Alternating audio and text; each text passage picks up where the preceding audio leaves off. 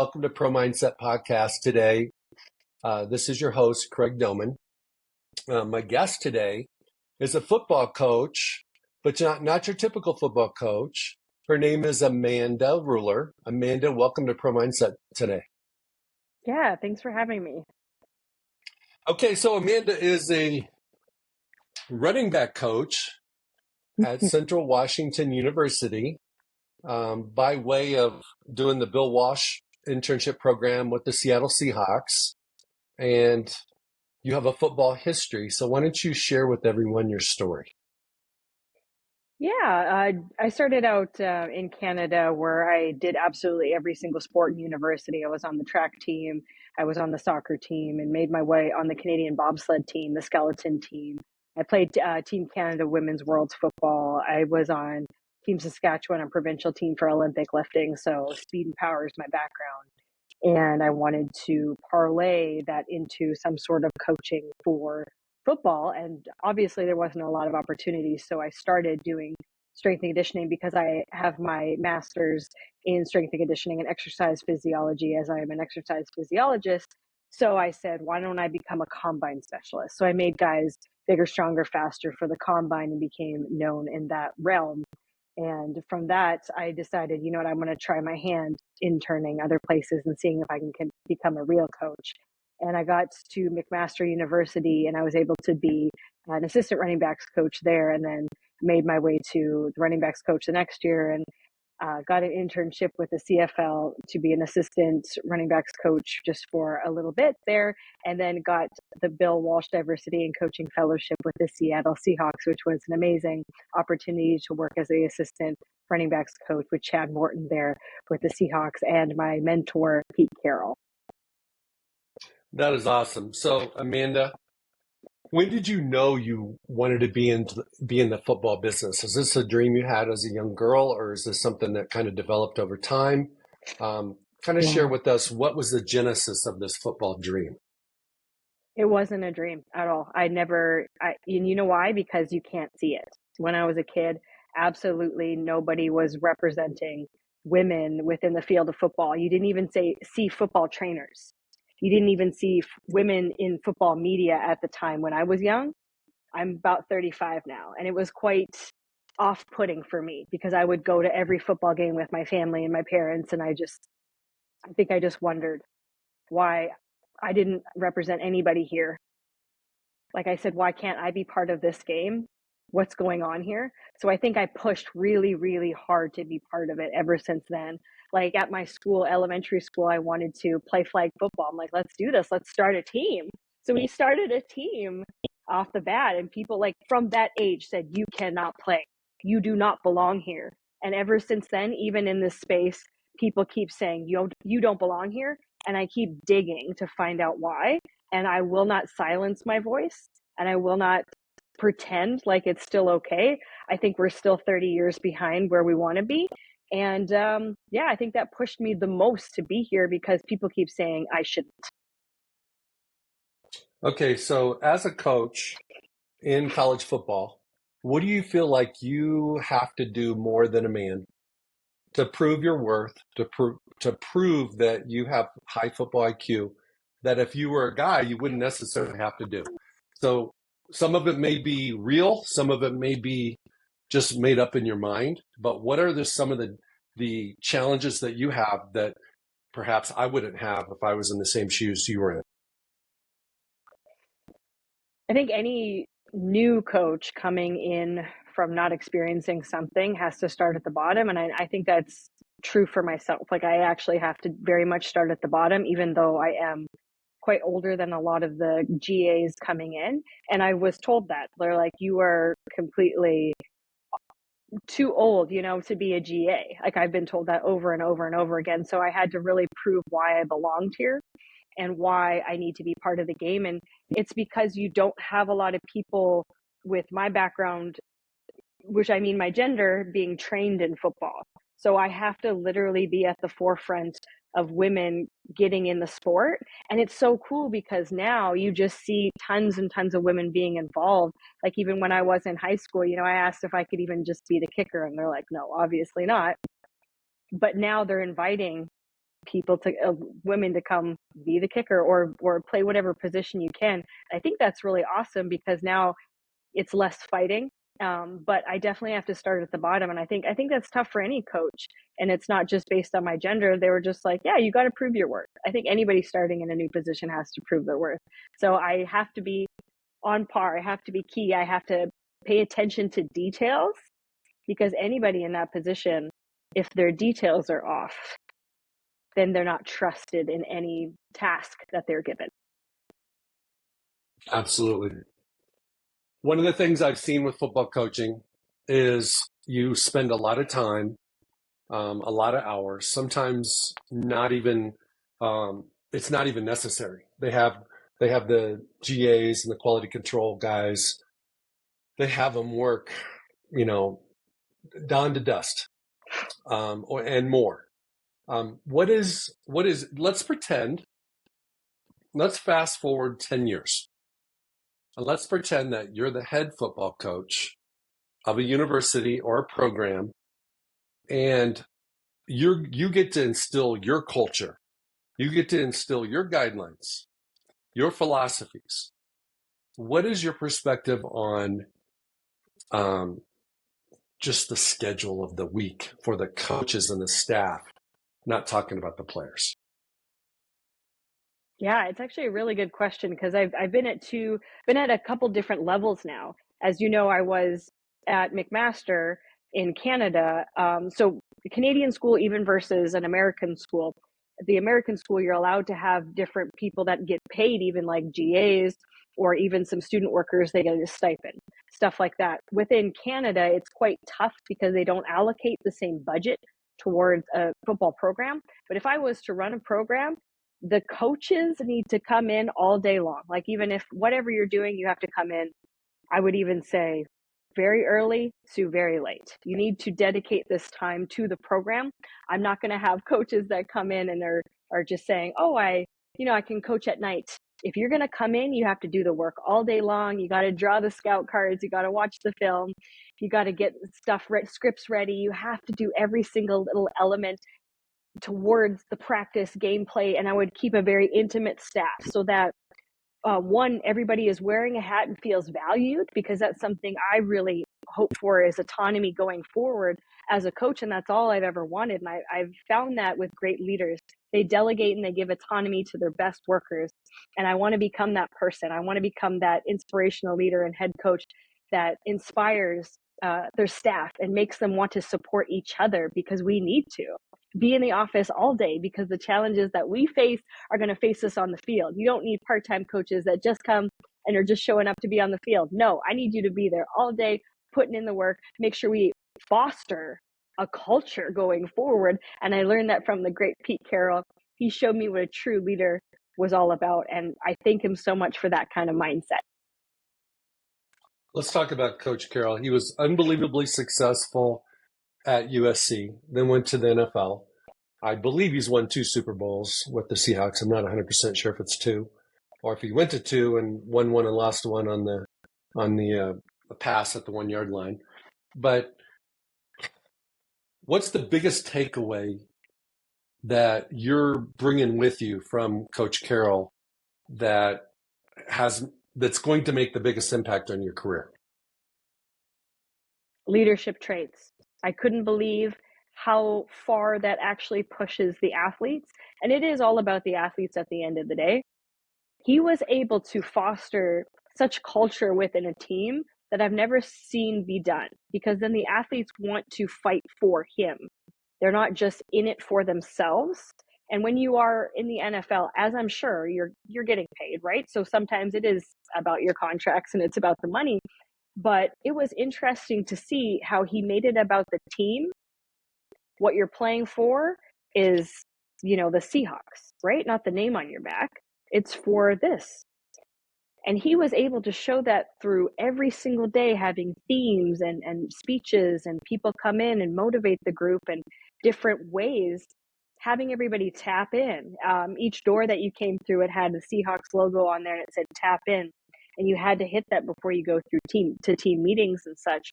And I thought that was so interesting to see how far he fostered that.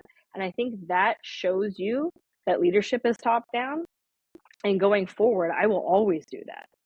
That people probably say, you know what, that's not for me. I'm just going to play to win. That's cool. But like, I took that opportunity to learn that and take that away. And I'm going to do that going forward. Amanda, as a coach, how do the players have to earn the trust of you, the coach, and then reciprocal, how do you earn the trust of your players as a coach?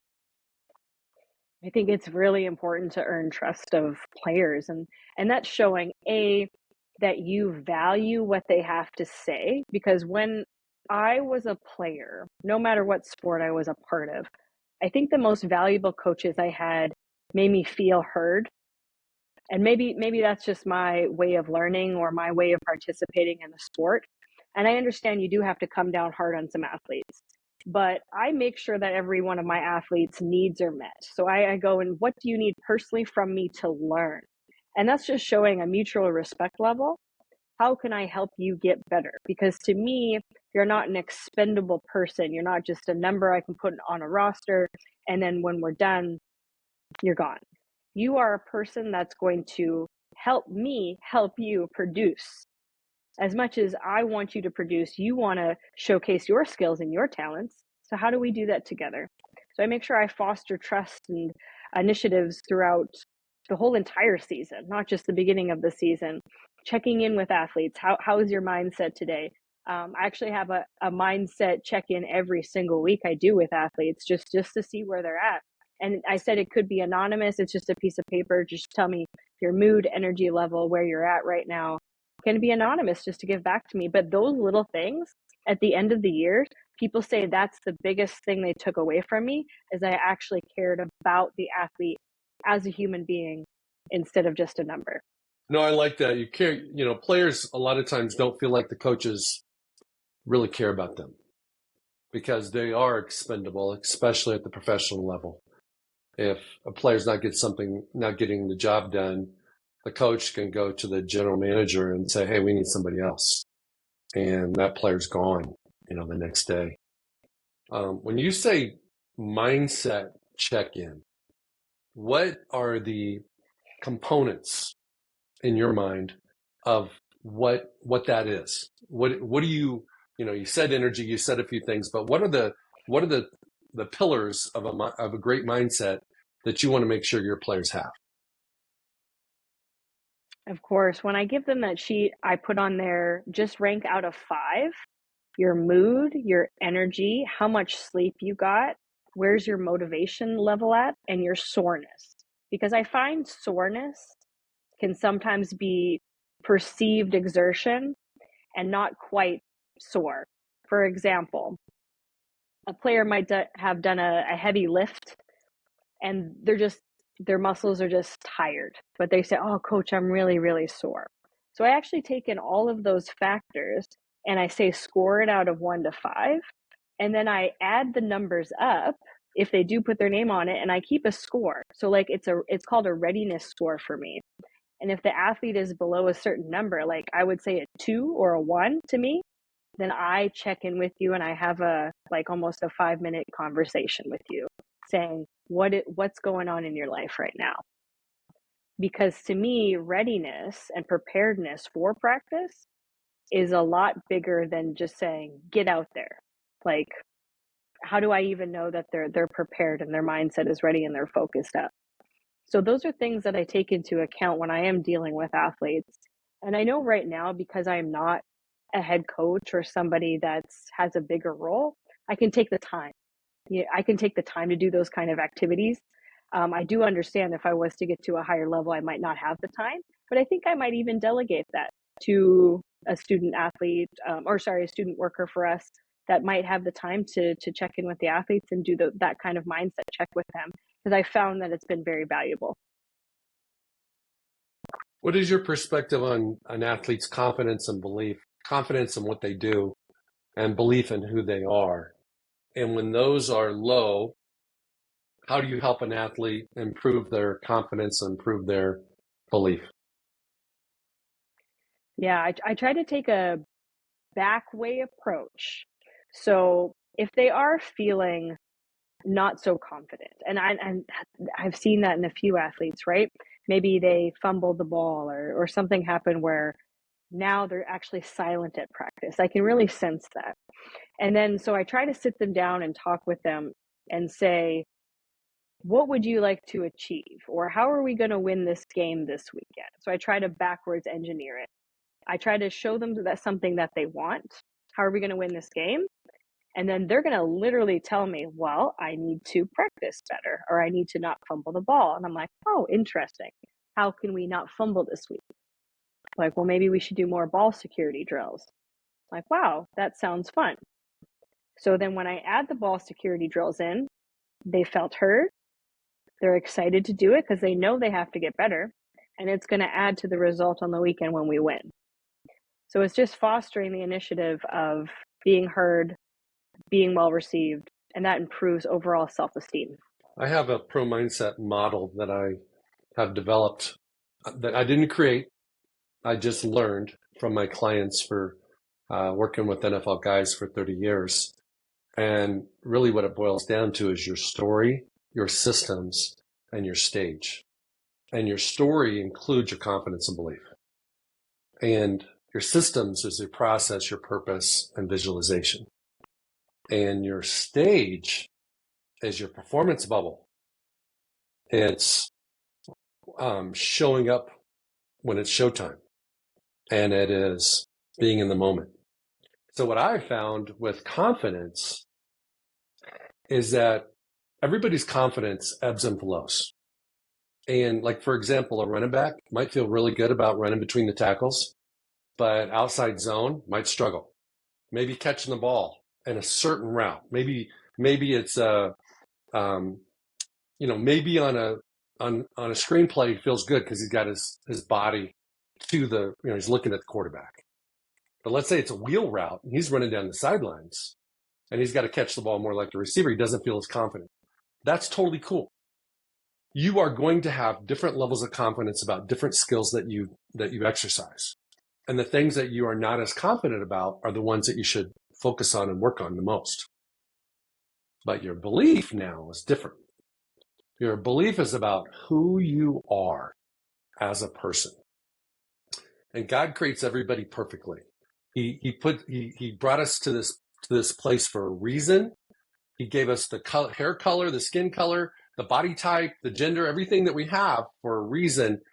If he loved you, why wouldn't you love you?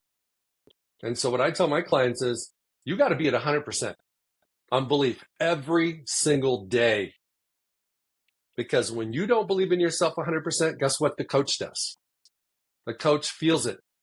The coach doesn't believe in you. When the coach doesn't believe in you, the coach doesn't trust you. When the coach doesn't trust you, the coach doesn't play you.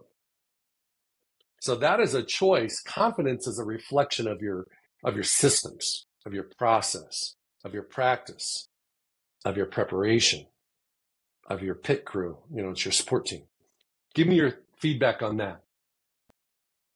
I think that's 100% true. And it echoes just because that's something I can feel. Like as a coach, I can feel when somebody's not confident, and that makes me not want to put you out there. I don't want to sub you in if I can feel you're shutting down on the sideline.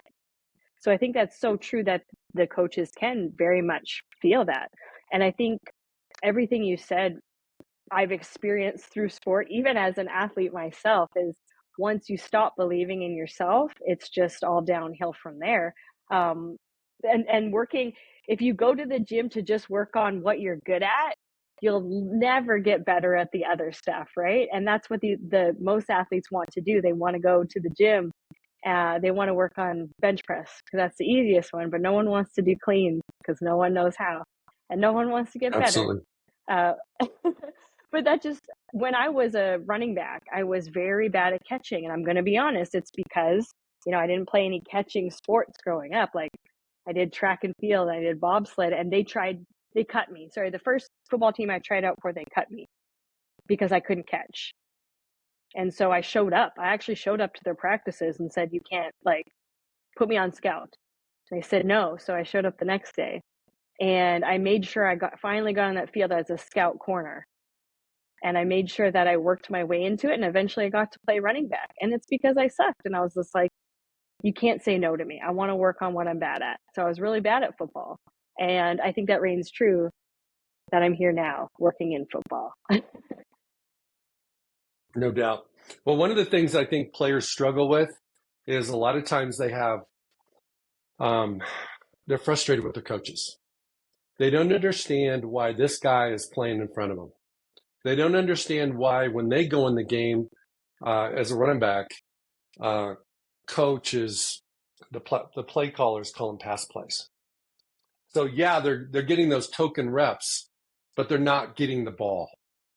And the thing that players don't understand is that the coach is reflecting their skills and their confidence and their belief, and it's all boils into that one word, trust.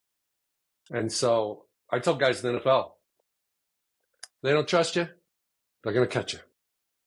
And if they don't trust you, you better figure out what the missing ingredient is so that you can build that bridge of trust between you and your coach. Because a lot of times what I found is that you as a coach, you don't see your players the same way they see themselves. If you would sit down with any of your players tomorrow and say, how do you see yourself? It would be different than how you see them. And then if you would ask them how they think you see them, it would be different than how they see them. And when you can sync it, where you see them like they see them, unbelievable harmony in a position room. Mm-hmm. Unbelievable. Because they know what you know what they know, and you've taken out the mystery. So I guarantee you in your staff, in your running back room, you have some guys that are frustrated because they want to play more. True? Yeah. Oh, yeah. I definitely, that always happens. But you got to play to the personnel, correct? And sometimes it's just what you're seeing, like especially when you see a team playing a certain way that week, like when you watch film, you got to play to your personnel, right? So it's quite difficult to have to put a player in that mindset that they're not good enough. That's never the case. I wish they knew that early on. Because like a lot of athletes, when they grow a little bit and they become coaches themselves, they finally understand that. Whatever sport it may be, like track and field, sometimes when you look at individual sports, like it was quite difficult for me to lose races, and I didn't know what to do. And like when I lost a race, like I just tried to be like, coach, what did I do wrong? He's like, you just got to run your race. It's you against you. You got to get your own personal PRs. It's not you versus those people. So it's tough lessons to learn when you're young. And it's so funny when we're younger and we put so much weight and value in ourselves on the line for sports. Because that's when I grew up, I realized that if I lose a game, if I lost a race, it wasn't the end of the world, but it was to me back then. Like I lost all the confidence in myself every time. So this mindset stuff is very important to me because I had performance anxiety off of my performance every time. Two thoughts. One is, if you train your athletes to be their best and it's not enough, can they do better than that? If you train them to be the best and if they've done everything they can, then they have done enough. If they've honestly given every ounce of themselves, then they have done enough. And that's all they got. Yeah. And so if the guys, the other Joe's better, it is what it is, right? And what too many people do is they try to compare themselves to the next person, and they're trying to beat that person instead of being their best. And if you're your best, most of the time it's going to be good enough. But there will be times it won't be. And then the second thought is that I've identified 4 identity killers, confidence killers. One of them is comparison. The second one is perfection. The third one is scoreboard watching, counting your reps, counting your yards, counting the score. And the fourth one is you're desperate. When you are desperate, it kills your confidence because that's when you do something that you've never done before and you don't know why you did it. And the coaches don't know why you did it. It's because you were desperate. You were only going to get one rep in the game. So instead of just taking what the play gave you, you decided, when the hole was a little clogged up, you decided to run 80 yards to lose 4. Yeah. And by the way, you fumbled too. And it's because you were desperate. And so, have you seen any of those types of things in your career as a coach or a player? Oh, yes. Yeah. And it is quite daunting, right? Because I think we've all been in a position where we could be a little desperate to make a change to get a different outcome. I think one of the best examples of this is when I was part of this team and we were down in the first quarter, 17-0. And all of a sudden, because you hear the OC on the headset saying to the players, "We've been here before. We got this." And we continued the path. We didn't change a single thing. And we won that game that day. We won that game because we continued on the path. We didn't do anything desperate, out of character, out of the ordinary. We just continued what we're good at and hit them over and over and over with that. And I think that's a lesson. When I learned that, I said, oh my goodness, like I'm going to take that lesson going forward and I'm going to be calm. And when I become an OC, I'm going to do the exact same thing and use those lessons and make sure my confidence, I install that in the players to keep going in tough times. Well, last year in the NFL, I believe it was the Vikings against the Colts, and it was like a 33-point deficit at halftime, and the Vikings came back to win the game to set an NFL record for the most points behind at halftime and still win. I think what your coach did and what you have to do when you're in that situation is make adjustments that you need to make, but stick to the game plan, trust your kids, trust your game plan, and understand that, you know what, all you can do is what you can do. I mean, maybe the other team returned a strip sack fumble, returned a kickoff, some quick scores, and you find yourself in a hole. It doesn't mean you hit the panic button, right? Yeah, exactly. I think that's super important for any coach going forward. Okay, Amanda, let's talk about pre-game rituals. How do you advise, if you do it all, your players so that they are relaxed, they're in a good state of mind once the game starts? Do you have any recommendations? What did you do when you were a track athlete? What did you do when you played football to put yourself in a position so that mentally you're in a great spot once game time came? I would always say the day before is when you are loading up on water. And I know that's such a weird thing to think about, but it keeps you relaxed, like the day of the game or the day of the race or whatever. You need to water load the day before only because you don't want to be dehydrated and cramp and think about that kind of stuff because that panics players. And I've seen that all too often where players think they can come in the day of and drink a Red Bull and be prepared. I think that whatever you do throughout the week should be the exact same thing you do on your game day. Don't change the routine. Don't do anything out of the ordinary because I stress this as a sport nutritionist as well. I actually have a readiness prepared slideshow that I give all of the players. Like I actually presented at the beginning of the season. This is how we need to prepare for travel on the road. This is how we need to prepare for game days. And it's not drinking a whole bunch of caffeine because it's going to dehydrate you and get you too jittery. Because when you start getting into game mode, your cortisol levels just rise anyway. And that's putting extra stressors on the body. That's making you anxious. You need to just keep doing the same routine you've always done, having the same water, the same drinks, the same Gatorade, whatever it is, coming in that day. And I think that's super important, just to not stress out your body and not to have an overload of that stressor and those hormones making you feel like, oh my gosh, what am I doing here? because then you can start to get anxious. When we start to get anxious, we drop balls, things start to go haywire. So it's keeping things super routine and the same as it's always been. What value does visualization have in your preparation for your players? Do you guys? Oh, yes. So this was a big part for me when I was doing track and field and I took it into football. I would always visualize my starts, and I could see myself starting, going through my drive phase, and eventually picking it up after that 20 meters and going forward, right? Because that was very important for track and field, especially when you're doing a sprint. You have to visualize the whole thing. It was to the point before I start my race, I would actually stand behind the blocks and I would do one visualization start, because this is always my start arm.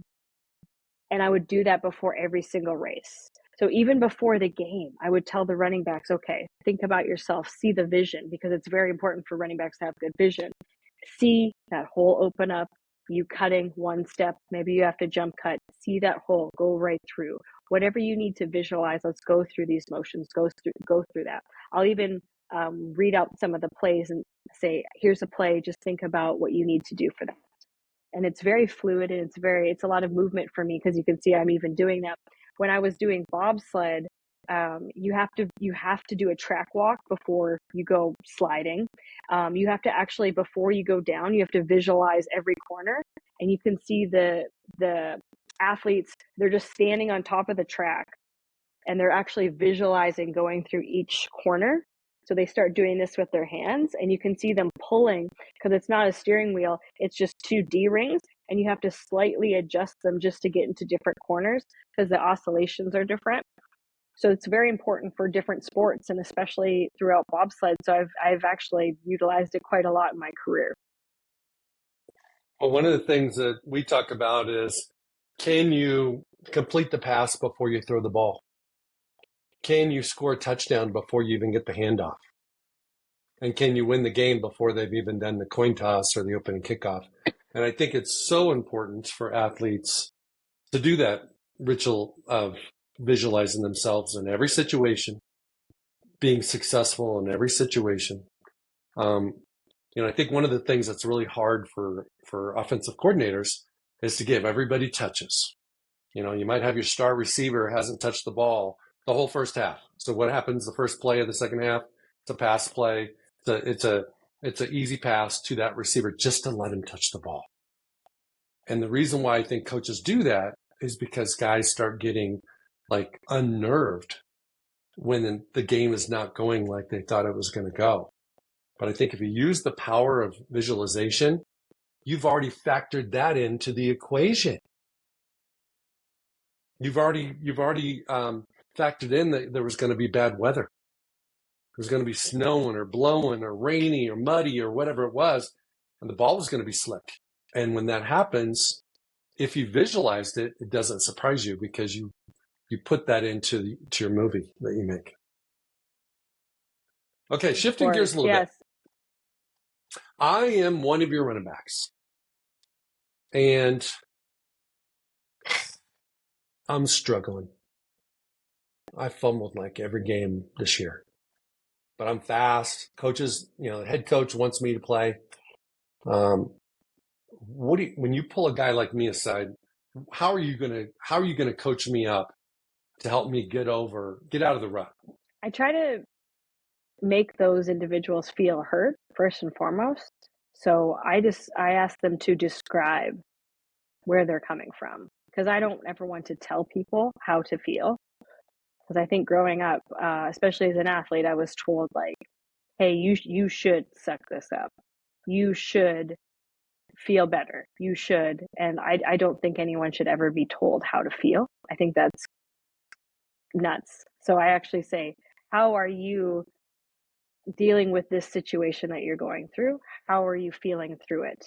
And I think that's interesting because people have said that it's cool to have a different voice on the team, because I think I'm one of the first. I think it's just like a younger generation likes to they're thinker feelers a lot of the time through sports, whereas some of the older coaches grew up around just suck it up, get back in there, don't have feelings.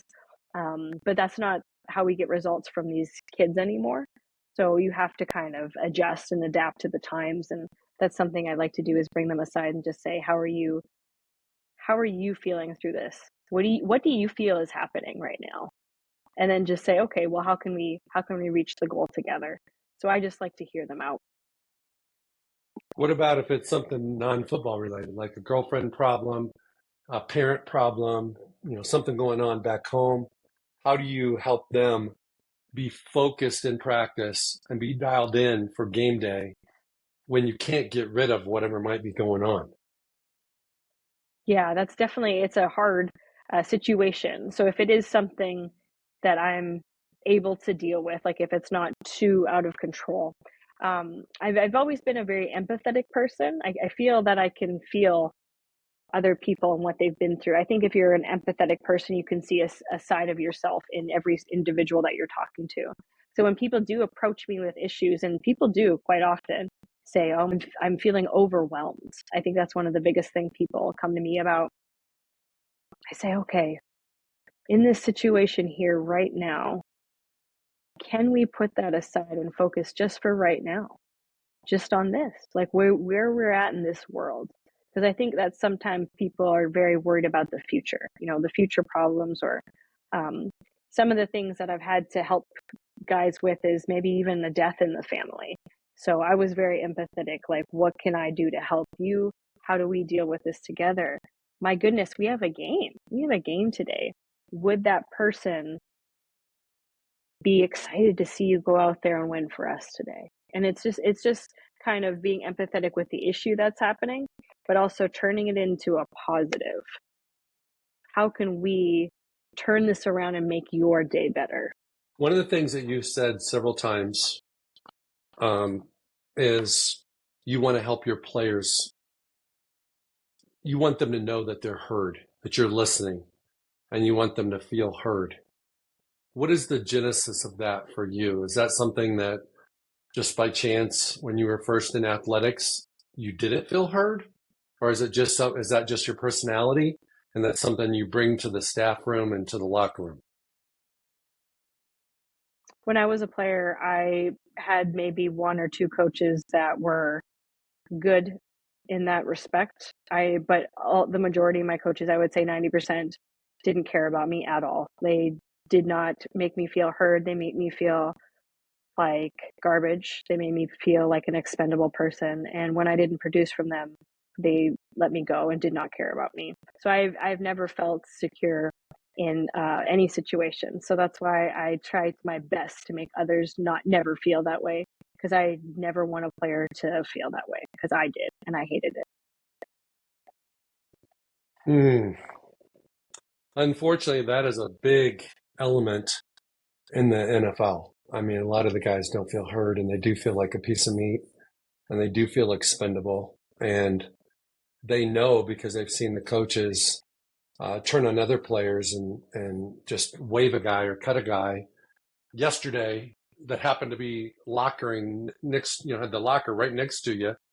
And it's like, it instills some fear in the locker room. And just by virtue of having 90 guys that started training camp and then going down to 53, which is different college, because in college you can redshirt. There's no redshirting in the NFL. Yeah, they do have a practice squad, but it's like, let's pretend that you're back in the NFL. How would you try to mitigate the fear factor that is there because of the numbers? It's just the reality of the business. I think that one's a tougher one, because you'd have to look, would that be in my scope of practice to be talking to the players about that? Because I think at that point, that is a numbers game. All you can do is take care of your positional group and just assure them, put in the work, do what you have to do, and you will get the results. And it's making sure that they're heard as well. I've been around an NFL coach that made their athletes feel very heard, and it was awesome to see them do that. It is a numbers game, though. So I would put that maybe on them talking to a GM about that. If I was somebody just as an assistant coach, as I was, that might be out of my scope of practice to talk to them. But I would love to just, like, for example, for my group, I actually did a presentation on mental mindset for them. And that's something that I brought to the table. And I actually had check-in sheets for them as well. Well, I understand the bigger scope, but in your position room, like even in the NFL, let's say for example, they're going to keep 4 RBs, but you have 7 in training camp. They start thinking about that stuff. And it does stress them out, and it does create fear. It causes them to have more tenseness, not be able to play freely. So would you just ignore it because it's part of the game? Or would you, talk about the elephant in the room, which is, hey, not everybody's going to make it. All you can do is give it everything you got. And it is true that if you look to the right and you look to the left, there's a chance that one guy, it's either you or one of those two, is probably not going to be here at the end of training camp.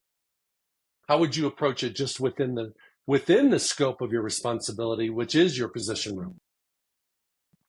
I think it would be my responsibility just to bring it up and just say, the reality of the issue, because I think talking about the reality of the issue is making them feel valued as well, because you're not just using them as an expendable number. You're like, you know what, guys, like, if you do bring your all, like, I know people have to be cut and have to leave, but you'll find another home, and if your time here is not unvalued. And I would bring it up that way, just saying what you can do here, like put some film out there while you're here, like get some practice reps in, get some film. And maybe you'll, in the preseason games, you'll play a lot, because that was awesome to be part of go to the Pittsburgh Steelers game with the Seahawks, and seeing all the rookies play was one of the best experiences ever. And to see the smile on their face and the film that they'll leave with, even if they didn't go on with the team, I mean, they were valued in that moment.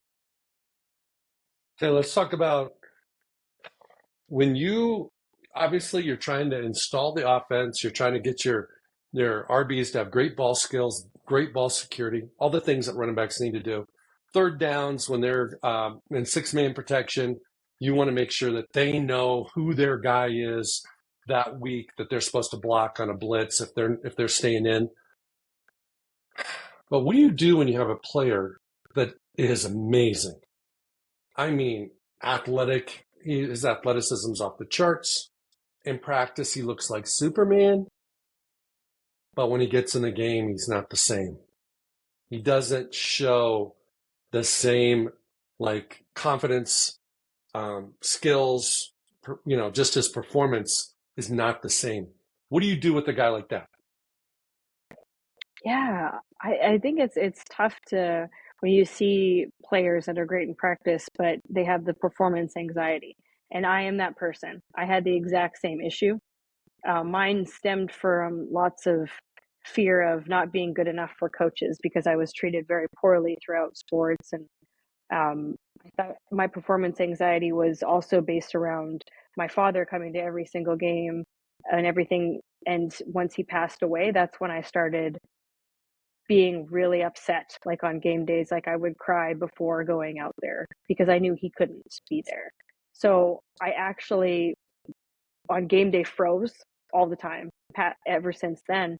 So I actually, when I see that happening, I take athletes aside and I just say, like, what's going on? And I try to almost help them in the ways that I wasn't helped, and help them realize that it is normal and it's okay to feel that way. Because I was told, like, you're not supposed to be reacting this way. So I try to make it normalize the situation, and help them mitigate the issue that way by saying, hey, like, it's just another day. No one's going to love you less if you don't perform. So let's get out there and do it. Generally, what I see with coaches is they emphasize the things that they wished their coaches would have emphasized. And if they weren't recognized for doing something that they did really well, they make sure that they recognize the players that do that really well because they weren't recognized for it when they did it. And so there's a lot of compensation that goes on between when you're a player, you become a coach, and then you're managing and coaching and teaching players, is you have a lot of recall from your past. And so, like, I represent coaches in the NFL, and it's kind of interesting when I talk to them and I ask them, hey, what do you think about so-and-so?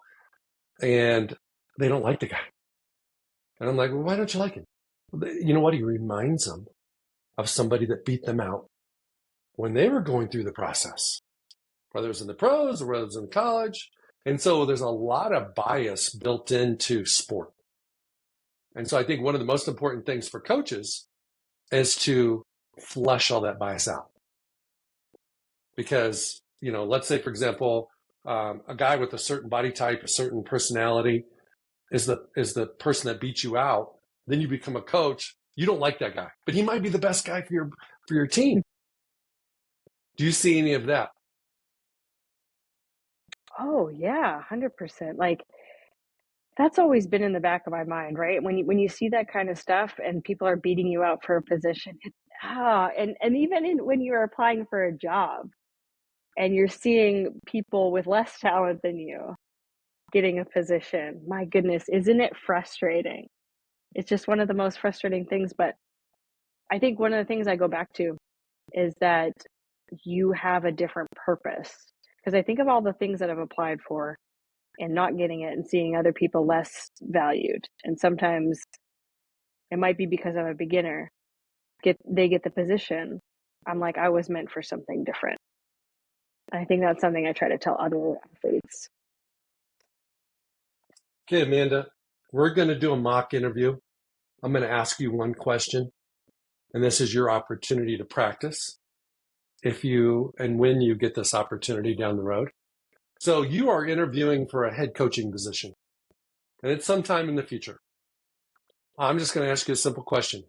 What makes you special, and why should our university, our program, our team hire you as our head coach? I love that question because I'm probably the most unique and different coach you've ever met in your entire life. I don't think you'll meet any other coach that has the background I have in athletics, being on Team Canada bobsled, skeleton, football, Olympic lifting, and throughout my career, track and field and soccer, baseball, and have a certified strength and conditioning specialist, and I'm a certified exercise physiologist. Not only do I know high performance because I've been on every Team Canada, but I've seen it from all different levels. I've been part of the CFL, the OUA, which is Ontario Football League. I've been part of women's football. I've been part of the NFL, now the NCAA. I am not only educated, I'm smart, I'm adaptable, I'm your hype man, and I'm competitive. And you'll never find anybody else like me. Amen, sister. Hey, Amanda, I want to thank you for being on Pro Mindset today. And I want to wish you nothing but the best in your coaching career, wherever you want to go. I hope you go there and farther. We would like to collaborate with you on this podcast. And so you'll get an email at some point in time, probably maybe a couple days before we put it out, so we can do it jointly so we can maximize the exposure. Okay? Any Sounds good. questions, comments, or thoughts? No, awesome. Thanks for having me. You are welcome. Hey, it's Craig Domann, the host of Pro Mindset Podcast. I want to thank you for listening or watching today's show. And you can catch us every week on the normal social media platforms like YouTube, Facebook, Instagram, and all the listening podcast platforms. I hope you enjoyed today's show. And more importantly, I hope you gained a pro mindset insight. Please be sure to rate and review Pro Mindset Podcast. And I look forward to catching up with you on our next show.